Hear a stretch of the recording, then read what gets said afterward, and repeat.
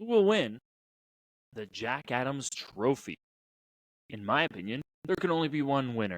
Listen to today's episode to hear me state my case for why Kris Knoblauch is the best coach in the NHL and needs to win the Jack Adams. Welcome.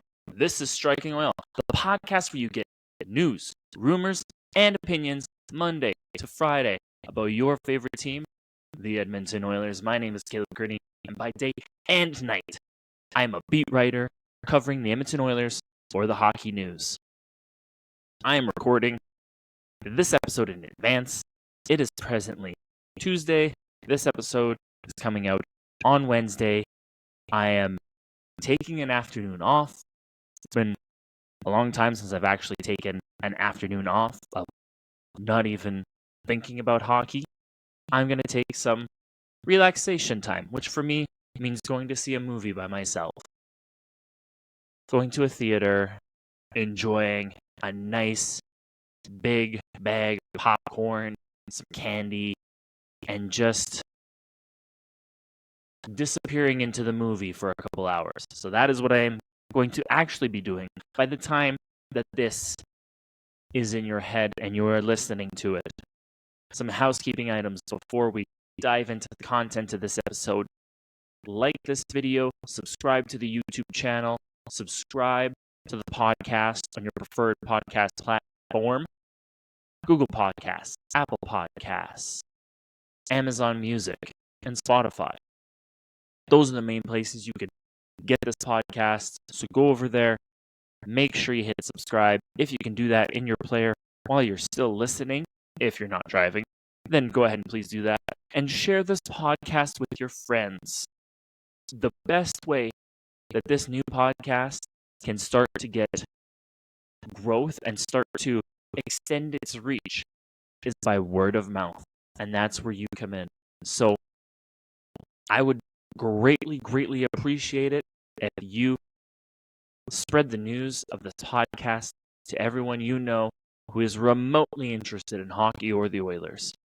And finally, as I've been saying for several days now, I am working on something exciting that I will reveal to everyone in the next couple of days. And let's just say Friday.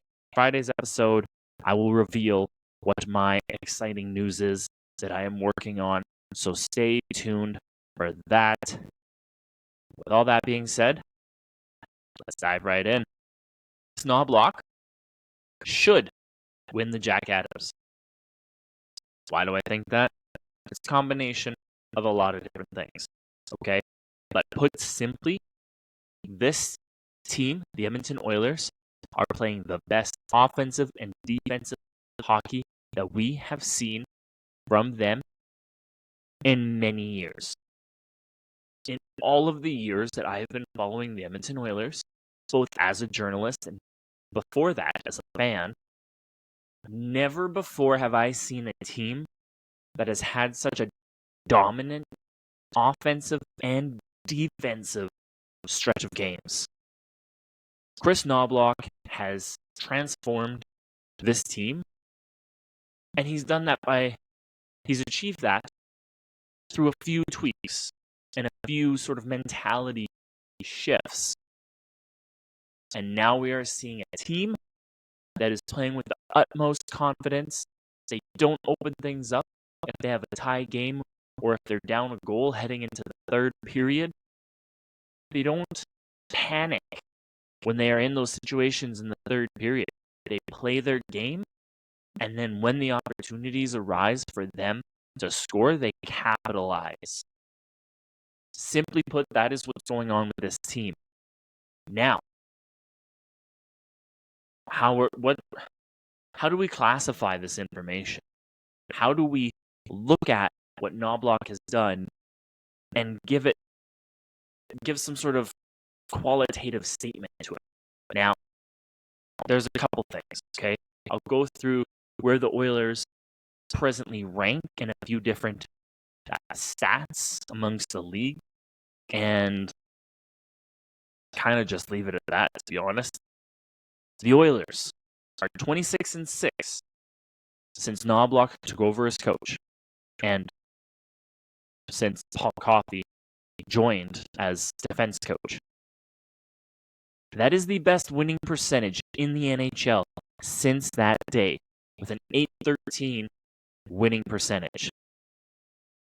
Best record in the NHL for that time frame. It's not. There's a couple Canadian teams that are kind of close. The next 4 teams in this ranking, all of these stats are from a tweet that Bob Stauffer tweeted out a couple days ago. So, Bob, if you're listening to this, thank you. The next 4, we have Winnipeg with a .742 winning percentage. We have Vancouver with a .714 winning percentage. We have Colorado with a .708 winning percentage. And Florida with a .681. That's some pretty good company to be in.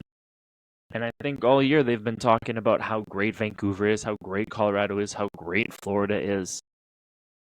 Winnipeg had an incredibly hot streak. And now the Oilers are in the mix. After being last or second last in the entire league at one point, now, in my opinion, the standings don't reflect this because of the start they had, but this is a top 5 team in the NHL right now. I'd even go so far as to say that they're the number 1 team, given the 16-game winning streak they presently find themselves on, which they can tie on February 6th against the Vegas Golden Knights in Vegas. Now, to look over some stats of some offensive and defensive metrics. We have the Oilers currently tied for second in the NHL in goals against. The only team in the NHL that has allowed fewer goals than the Oilers are the Winnipeg Jets. Okay. This shouldn't surprise anybody who pays attention to the Oilers, because anybody who's been paying attention to them knows that for the last 13 or 14 games, they have not allowed more than 2 goals against. That is mind-boggling. That is tremendously great defense that some teams would be like, oh yeah, that's cool, that's good. But for this Oilers team that has this reputation for opening things up and playing track meet hockey, trading chances with the opposition, for them to lock it down like that, I've seen a lot of people commenting on social media saying that's playoff hockey. And that is what we are seeing with the Oilers. They are playing playoff hockey in the regular season.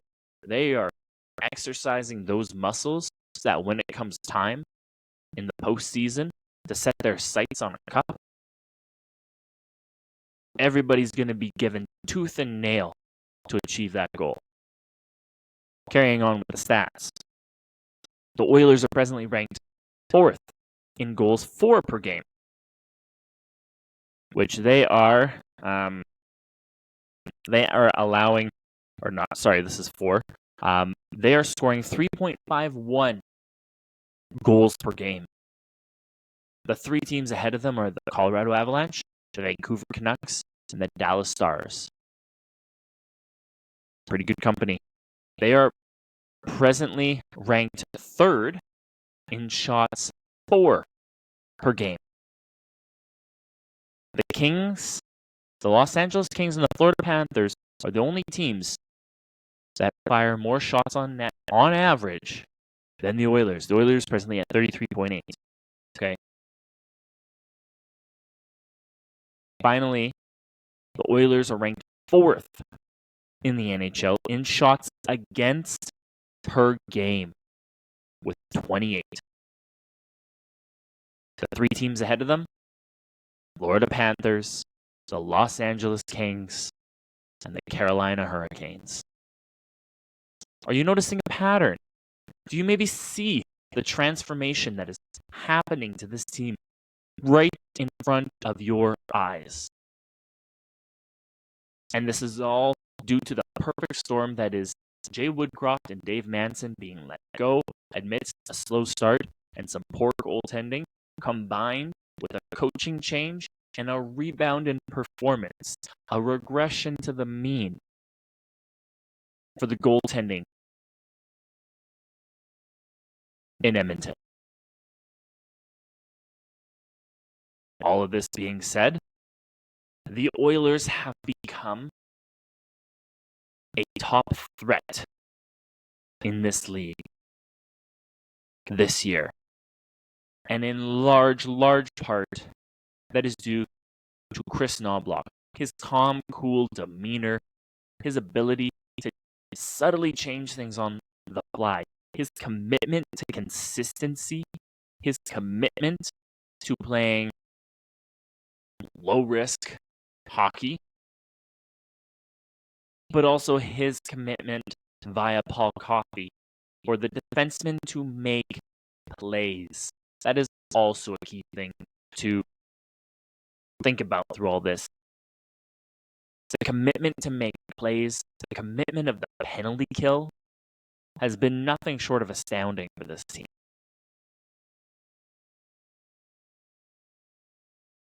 With all that in mind, I'm sure both the players and the fans are chomping at the bit for potential win 17 to come down the pipe in Vegas. Leave a comment and let me know what kind of content you would like to see and hear from this podcast. If you are new to this podcast, please subscribe to the pod on whatever platform you listen to. Apple Podcasts, Spotify, Google Podcasts, Amazon Music. You can get the podcast on all those platforms. You can follow me on Twitter, Instagram, and Threads. You can go check out the Hockey News Edmonton Oilers team site to read the latest articles from me about the Oilers and current and former Oiler players. Also, again, on Friday, I will be making an announcement regarding some new things, some slight changes to existing things. Again, that'll be on Friday. And let's remember, it's not a game day unless the Oilers play. See you next time.